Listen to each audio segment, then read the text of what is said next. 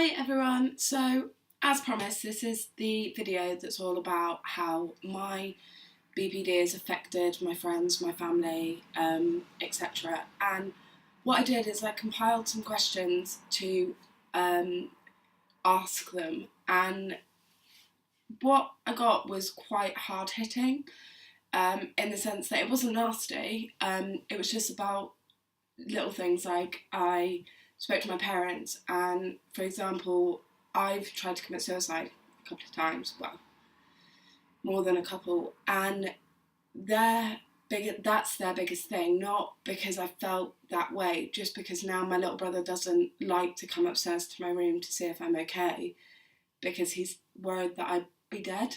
And same with my parents, like I'm never left really on my own. There's always somebody in the house or I'm out with people regardless of how I'm feeling.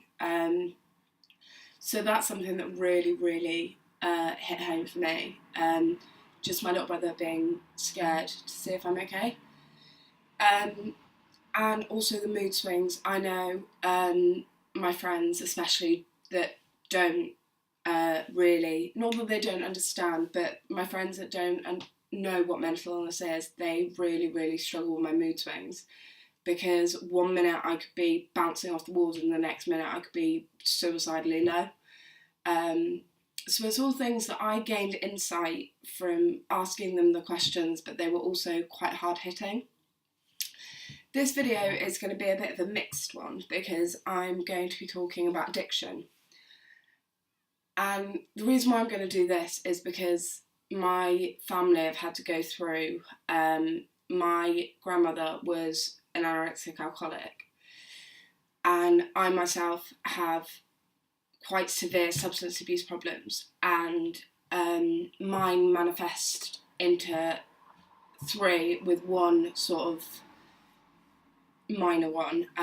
They are alcohol, drugs, eating, and then the minor one's sort of spending. If I have money, I will spend it. I don't really have a value on money, and I will buy other people's friendship, which is something that links quite a lot with my BPD, because I obsessionalise about people. I have had to technically go into rehab for substance abuse, and it's something that is terrifying. I've witnessed friends ODing. I myself have had accidental overdoses, but addiction isn't just what you think it is. It's not just alcohol, drugs. There's loads. It can manifest into thought addictions, feeling addictions, substance addiction, all these different things. I didn't know until I went into the Priory the first time that my eating disorder is classed as an addiction, because food can come under because you become obsessed with it. The main difference between addiction and dependency. Addiction is when you physically cannot stop. I had a dependency on drugs, whereas I was addicted to alcohol. I had a very strong dependency on drugs because I needed it, but physically I didn't, but mentally I did.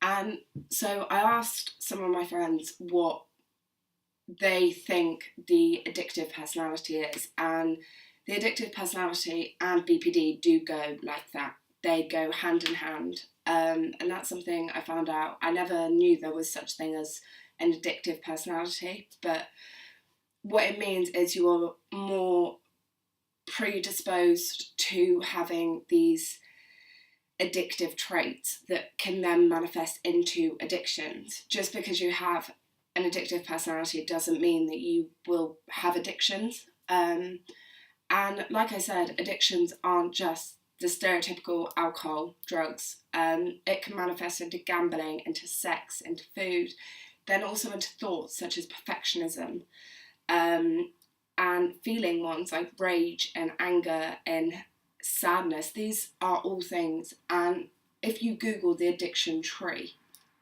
it is the branch is addictions. It's just named addictions, and then all the different branches are all the different types of addiction you can get.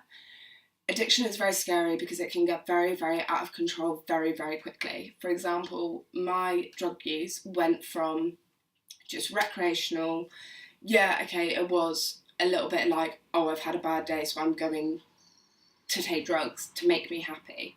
So already I was taking them for all the wrong reasons. But in the space of about 2 years, it went from just recreational to every day, nearly every single day I was high. And if I wasn't high, I was drunk.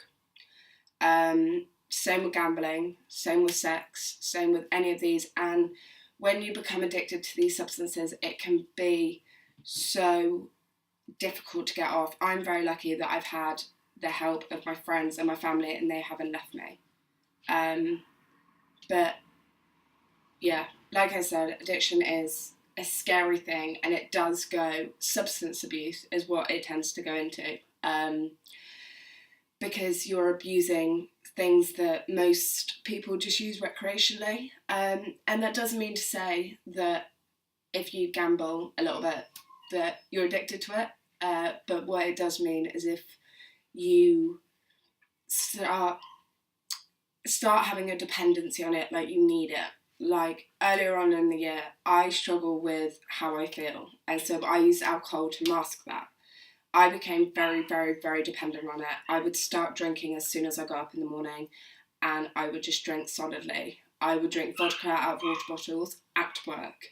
I would teach children drunk because I couldn't cope with my feelings. That is why I'm now classed as an alcoholic, because of the reasons why I drank, and I still struggle daily because with alcohol it masks how you're feeling and it's so easily accessible. But what I do say is anybody who is going through any sort of addiction, get help, because the sooner you realise what you are doing is harming yourself, and the sooner you do it the better, then your life will become so much easier to manage, because you're not having to then deal with, oh, is it the alcohol's fault, or is it the drug's fault, or am I having a drug-induced or an alcohol-induced, or even gamblers can get physical withdrawal symptoms. But what I would say is, especially with drugs and alcohol, if you are somebody who's dependent, or if you are addicted to these substances, do not try and come off them straight away. That is not possible. There are so many things that could happen. You need to go to the GP, explain, and you will be given some medication that will help you wean off it. But what I would say is, trust me, life is so much better without it. And yeah, if I'm not really sure what I'm going to speak about next, but if anybody wants me to speak about anything, drop me a message, or my Instagram, which is Stop the Stigma.